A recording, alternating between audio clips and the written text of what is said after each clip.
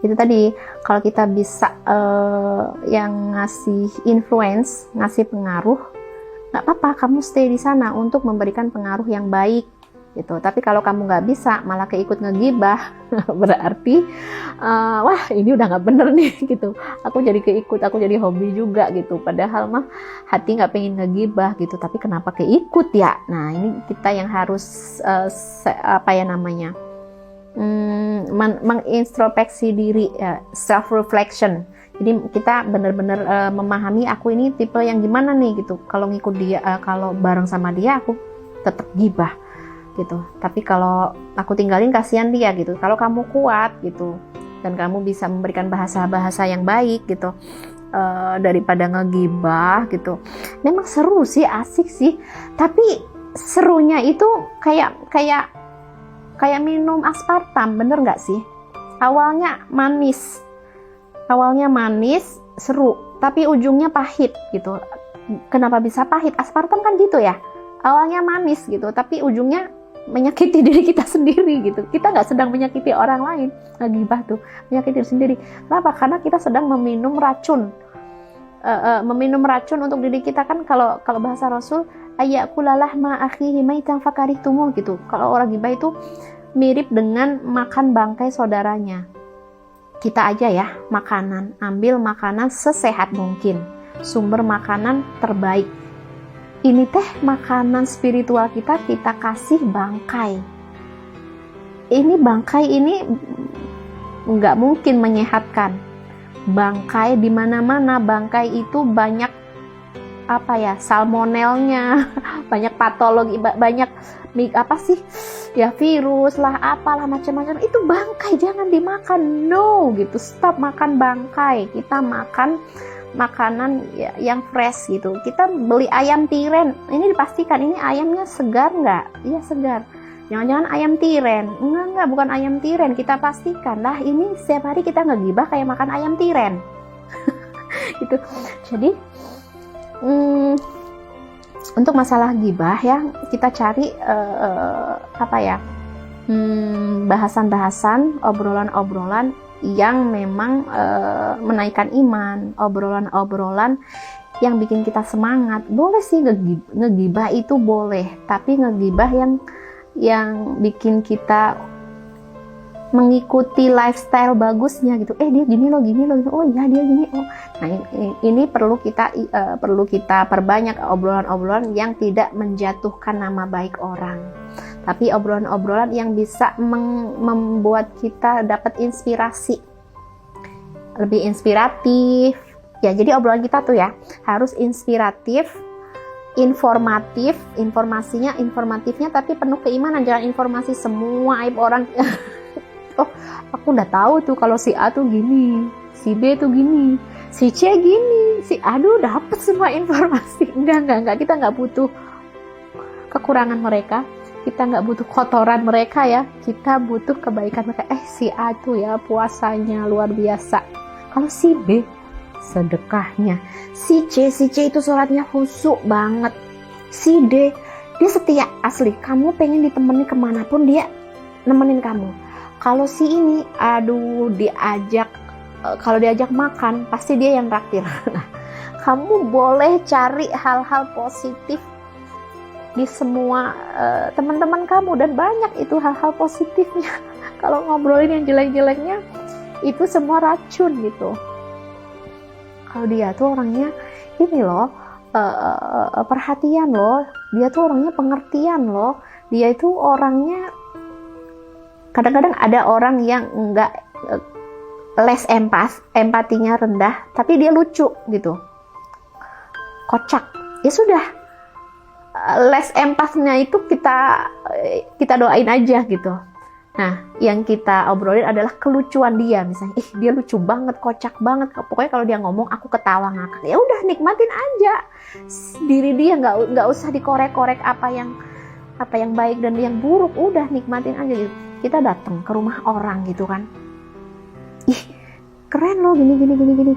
Pas udah pulang dari rumah orang itu, sekeren itu, tapi sayangnya begini ya, sayangnya begitu ya, sayangnya ternyata begini. Aduh, Jadi kita akan kesulitan menemukan kesempurnaan kehidupan gitu. Jadi itu pertanyaan pertama. Pertanyaan kedua apa tadi, aku lupa ya. Insecure ya. Tentang insecure. Nah, ciri perempuan surga yang belum sempat aku karena kan cirinya banyak ya. Tadi hanya setitik dua titik gitu. Ciri perempuan surga berikutnya adalah ketika ditanya, what do you need? Kamu butuh apa? I need nothing. Aku nggak butuh apa-apa. Maksudnya apa? Aku nggak, artinya perempuan surga itu dia ngerasa fulfill, utuh, sempurna. Gimana sih rasanya utuh dan sempurna? Udah sempurna. Nggak ada yang perlu aku kritisi. Aku kritisi dari segi fisik ya. Kalau segi akhlak mah kita juga nggak boleh mengkritisi. Kita boleh melevel up tanpa mengkritisi. Kita I am perfect, aku sempurna, aku fulfill, utuh, aku whole ya, aku utuh, nggak ada yang kurang dari aku. Dan ini mindset ya yang harus kita miliki, bahwa kita sudah diberi oleh Allah fitur terbaik, fitur wajah terbaik, ini aku banget. Teman-teman harus bilang gitu ya. Fitur hidung terbaik ini. Definisi bibir terbaik adalah ini gitu.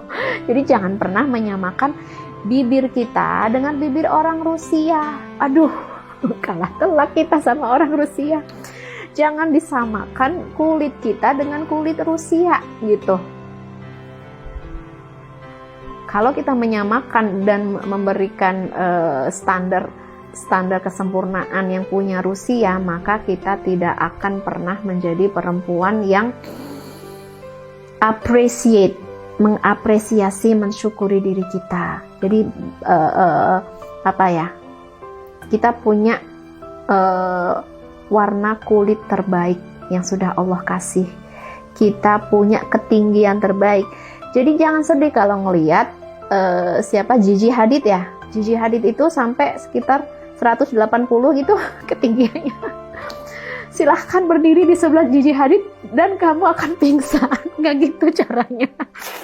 Caranya Allah sudah ngasih aku fitur terbaik, ketinggian aku, warna kulit aku, jenis rambut aku, and I am fall in love with myself. Aku sudah jatuh cinta sama diri aku.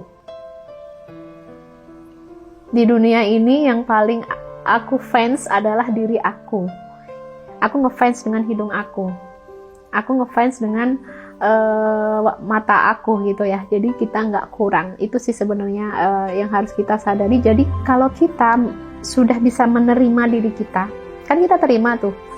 This is me and I am falling in love with me gitu. Ini aku dan aku jatuh cinta sama aku. Kamu akan memancarkan happiness, dan happiness inilah yang membuat kamu semakin jadi perempuan yang menarik, cantik. Semenarik apapun perempuan, secantik apapun perempuan, kalau di hatinya nggak ada happiness, orang nggak betah gitu loh. Secantik apapun, misalnya kamu nih, kamu demi cantik bikin melakukan surgery, oplas, sudah cantik, tapi hati kamu masih belum happy gitu. Itu juga nggak akan bisa membuat kamu nyaman. Jadi salah satu ciri perempuan surgawi itu dia punya satisfied life, punya kehidupan yang puas. Dia sudah sangat puas dengan kehidupan dia. Dia puas dengan fisiknya, dia puas dengan lingkungannya, dia puas dengan rezekinya, dia puas gitu. Bayangkan kalau kita jadi perempuan yang sulit puas. Udah dikasih cantik belum puas, udah dikasih kaya belum puas, udah dikasih terkenal belum puas. Dan standarnya adalah kepuasan kita. Kalau kita masih lapar terus, butuh terus, makanya aku tadi bilang, perempuan surga itu kalau ditanya, kamu butuh apa? I need nothing. Aku nggak butuh apapun gitu. Terus kalau ditanya, kamu punya apa? I have everything. Aku punya segala-galanya aku punya. Jadi merasa dia itu, bukan merasa sih, emang itulah merasa blessed, sangat dirahmati dan sangat dilimpahi oleh Allah nikmat.